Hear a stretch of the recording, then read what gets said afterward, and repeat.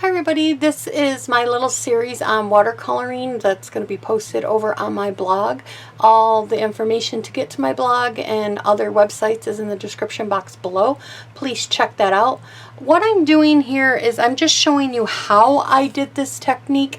I'm not going to show you the whole card from start to finish. So let's get started, but all the information on what I used and supplies will be over at my blog, so go check that out. So for this card here, what I did was I used a thick Whisper White cardstock. And then I stamped this in Sierra Sand on this piece of paper. And this is the new stamp set called Cottage Rose. And you can find that on page 57 in the main catalog. And it comes with some dies and everything too, which is really, really awesome. So let's get started on how I did this. For this card, you're going to need some aqua pens. They come in they come in a whole pack of 3. There's 3 different sizes. There's a small, a medium, and then like a background, like brush type one. If I can put this on there. Okay. And then to fill them, you are just going to unturn the bottom half of this. You take the top off and you put water right in there. Put it over your regular tap water or whatever type of a water that you want to use, and you put it on there. To get the water flowing, you need a paper towel. I have one over here on the side. You're going to, right here, there's some little buttons that say push. Well, little spot that says push. And then you're just going to push it until the water starts flowing out, and the water will start flowing. You will see it. Then once the water starts flowing, then you know you've got your brush. Squeeze it till you get your brush wet. I like to have another little cup of water because I like to dip it in there and then to get it really good and saturated sometimes, and then I push it over here to dry it off if it's too much. But you definitely want a paper towel. You want something to protect your work surface, so like grid paper or some type of paper down. And it does stain. Certain colors stain the tips of your thing. It's okay. Long as when you squeeze the water out, when it comes out clean, I mean, I have some stains there, but you could tell. When it comes out clean, that means that there's no more color. You're not going to cross-contaminate. So, and we need our watercolor pencils. They come in a great big variety. I'm not sure of the page number. I will make sure I post that on the blog.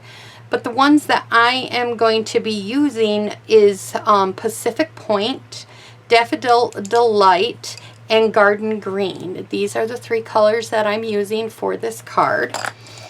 And like I said, I already stamped it in Sierra Sand. This is this is like one of my favorite ways to watercolor. I'm going to try to zoom you in to see if you guys can see this a little better. There we go. So what I do, and you don't have to go right to the edge because you want this to kind of blend out and not bleed. So kind of like when you were a kid and you were tracing and you were trying to trace perfectly on the lines, well, now I'm telling you to go back to when you first learned, and you don't have to be perfect on your lines. Just go around, kind of do your, put a little bit of color here where you think it needs to be. And we're just coloring. We're just doing this fun, like not perfect coloring. It makes it fun. Gab a little bit here. Get some up in there. It's hard to teach yourself not to go right on the lines since we've done it all our lives, and and you want to do that. But if you do, it's okay. It's just, you just have to be a little carefuler when you watercolor. I did that on that one. I went perfectly on the lines, but it doesn't matter. And then I just went ahead and I added a little bit of darkness wherever I thought I wanted it to be a little darker.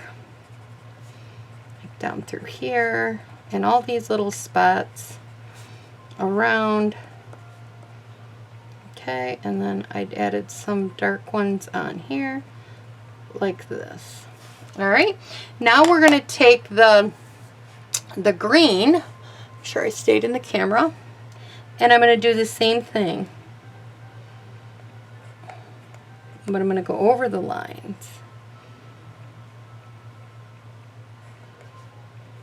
on the center anyways.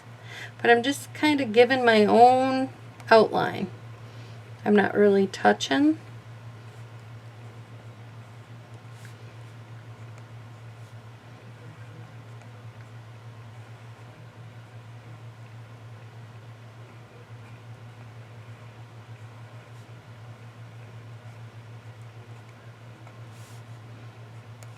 Okay, and then we're going to take the Daffodil Delight. The only part I'm going to color on this is right on top of these. I'm just giving them a little, and you might not even notice this in the camera, but up close this does make a difference. I'm leaving the stems the brown. I'm like kind of like that weed that you would, I don't even know what it's called, but there's a weed that makes me think of it. Now I'm going to use the small aqua painter at first. I may switch back and forth, but you're going to get it wet, and then you're going to dab a little bit of water off, and then you're just going to start blending these colors. It gives it that water look. See how I'm pulling it in, going up close. And if you find that there's some place that it should have had a little bit more darker, you can always go back. This is just magical to me. You want to blend in all those colors. You want to make it look like there's no lines there. That's why I said kind of don't go all the way to the tippy top. I like to turn my paper a lot because you are going to need to get in there. Oops, I went out of the line a little bit, but you know what? That's okay. No one's going to know when you go put it on the card. That could be the spot you cover up with something. Or no one will even notice it. And if once it dries, like I have some darker spots in here on my other one, you can go back and add more. You could add more while it's wet, but not when it's too wet. And you could dry these with the heat tool.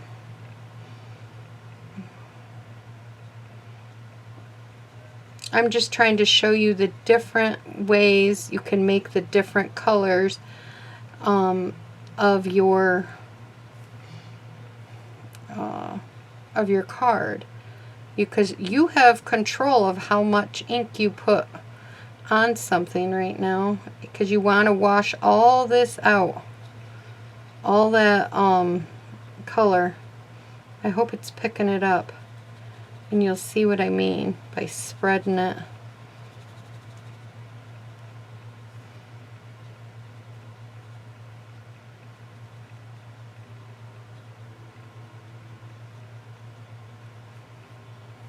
Isn't that pretty? I have some here, and sometimes you have to pull it inward if it's getting too close to the edge where it's, you just want to wash it out. I just think that's absolutely gorgeous. Now I do want a little bit darker, a couple darker spots, so I'm just going to go in. This is still okay. It's wet. It might go on a little easier. You just don't want it saturated with wetness. I just do want a little bit darker spots some places.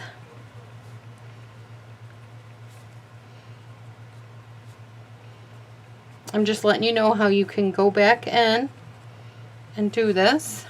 Doesn't matter. And actually with it wet, it kind of does it a little bit. See how I blended it out now? And I got a little bit darker spots some places, which makes it so nice. The littler brush is a little more flimsy to me. I feel like the bigger brush has a little bit, maybe because it has more bristle, it feels a little bit more stiff. But sometimes when I'm working around these little tiny areas, I don't want that little brush because I want the, yeah, I don't know. I just love how this turns out. It's absolutely gorgeous.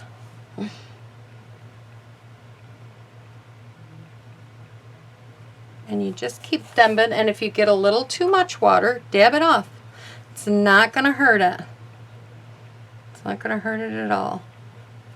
I probably should have waited a little bit before I added that green or that other blue, but it still looks very pretty. These could be blended more, but I see that my little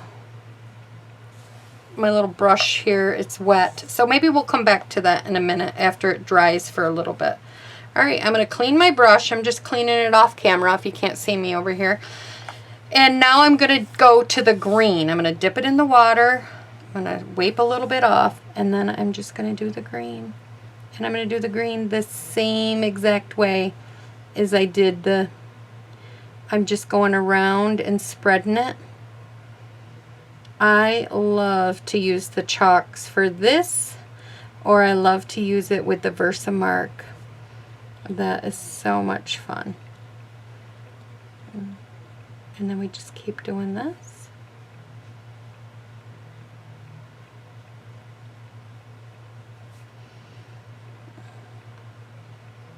Watercoloring is so much fun. At least to me, I like to do it. And this is one of my favorites, and then I have a couple more. I mean, I like them all, but this one is one of my favorites, and then one of them that I'm going to show you is so quick. It's really like my ultimate favorite. And there you go. It gives it this watered look. And then on the yellow ones, I'm cleaning my brush just to make sure I have my green off it. And on the yellow ones, I am just, make sure you're still on the camera, I am just going over them ever so lightly to blend them, to blend that color, to make it just a tad bit softer. And it blends it around on there.